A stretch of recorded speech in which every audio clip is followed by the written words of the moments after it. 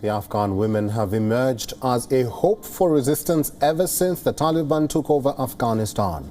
In the latest few weeks, the brave women have held demonstrations demanding for their rights and freedoms. In the latest, women activists gathered outside the Ministry of Vice and Virtue, before known as the Ministry of Women's Affairs, to protest against the Taliban government while demanding their right to education, work and the freedom of movement. Our correspondent Anas Malik went to the protest site where he talked to some of those women. Listen.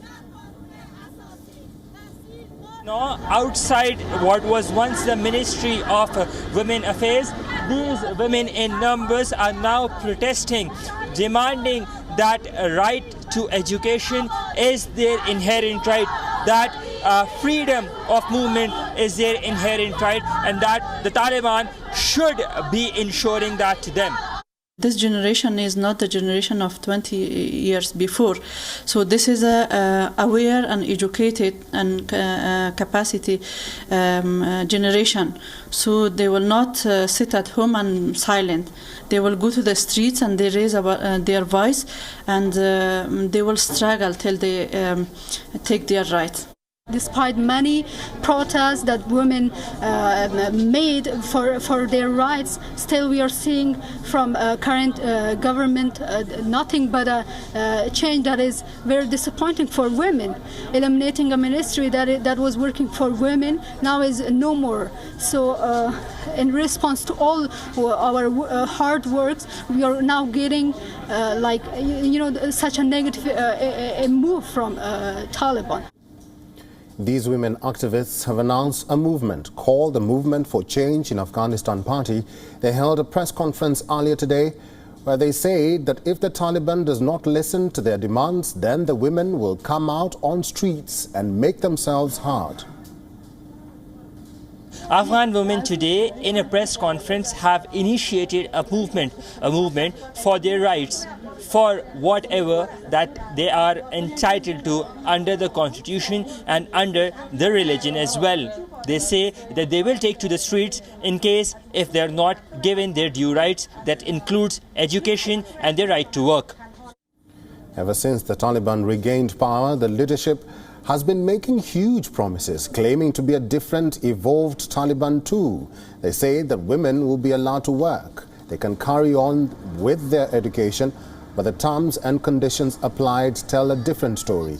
Early in the day, the Taliban said that while the needed female workers of the Kabul municipality have resumed their jobs, the rest, majority of the women workforce, should stay at home until further decision is taken. 2019 نه د دې 20% زنانه دي هغه په وکلاو کې مسته په ناحیو کې مسته د ناحیو د رئیسانو په صفت مسته په معاونونو کې مسته یا وایدو په بخش کې مسته اته د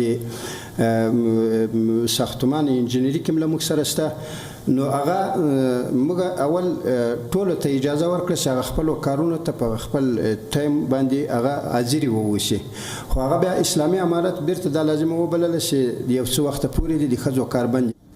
The Taliban has chucked or removed the Women's Affairs Ministry, in place of which there is the Ministry of Vice and Virtue, to make sure that people abide by the morals of Islam. They have no women in the government. They say that women can work, but their representation is not needed in the Executive Council. The Taliban claims education for all, but on Saturday it reopened senior secondary schools for just boys, while girls were asked to wait. This wait is endless. The last time women were asked to stay at home and wait for things to get better, they were isolated from the Afghan society for over 4 years, with almost all their rights snatched away.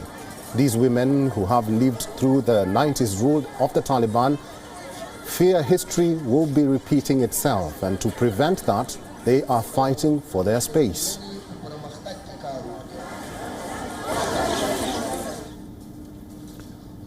Well, for more on this, our correspondent Anas Malik joins us live from Kabul, Afghanistan.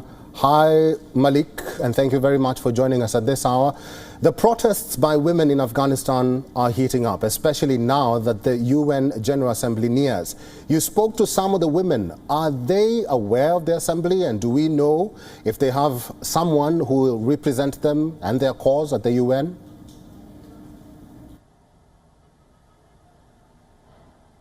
Well, first of all, hello to you too, Eric, and all of the viewers of WION.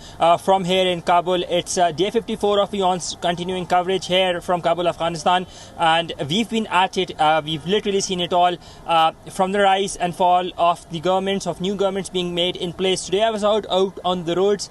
There was a press conference by women activists, and that it was later followed by a protest. Answering your question, yes, we have seen the number of protests, women-led protests, the number has risen up over the past few days, but to answer your question, no, by the looks of it, the women activists do not seem aware of the UN General Assembly specifically taking place in days to come. However, they are adamant of the fact that the UN should intervene, that the UN should ensure their rights being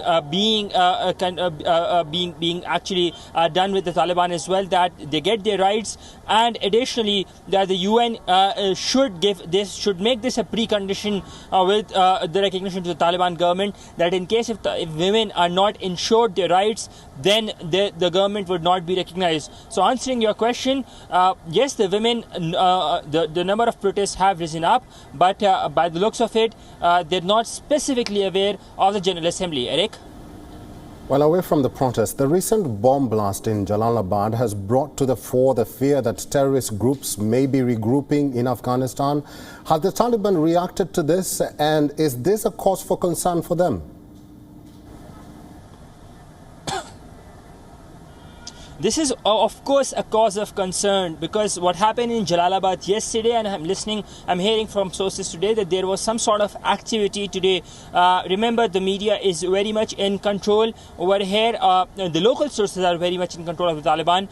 So whatever news that comes out from places elsewhere than Kabul, it would take a while to be verified. But I'm hearing from sources that there was some sort of activity, some untoward activity, which has possibly resulted in loss of lives as well. We can hear on that later by the end of the day as well with regards to casualties on that. But yes, it remains a persistent cause of concern. No group has taken responsibility. Until yesterday, we were hearing that the Taliban escort and other explosions that took place yesterday in Jalalabad, that could have to do with them stepping on previously planted IEDs. But I spoke to some sources today, and they said that they're not ruling out an ISK hand in it. Nangarhar, which is the province where Jalalabad is. Jalalabad is the provincial capital. About 20 kilometers is Khogyani, which is the IS hotbed, and Nangarhar itself, the province, it remains an IS hotbed, an Islamic State hotbed as well. Nangarhar is the same place where in 2017 the then US President Donald Trump had used the MOAB, or the mother of all bombs. So the presence of ISK remains a cause of concern. Taliban have been trying again. There was some plausible deniability. Now, about 3 days back, when I spoke to Anas Haqqani, he said that the Taliban have the wherewithal, the capacity to eliminate the ISK, but clearly, at least for the time being, it looks like that the ISK are giving the Taliban a tough time to handle with. Eric? Live from Kabul, Afghanistan, Anas Malik. Thank you.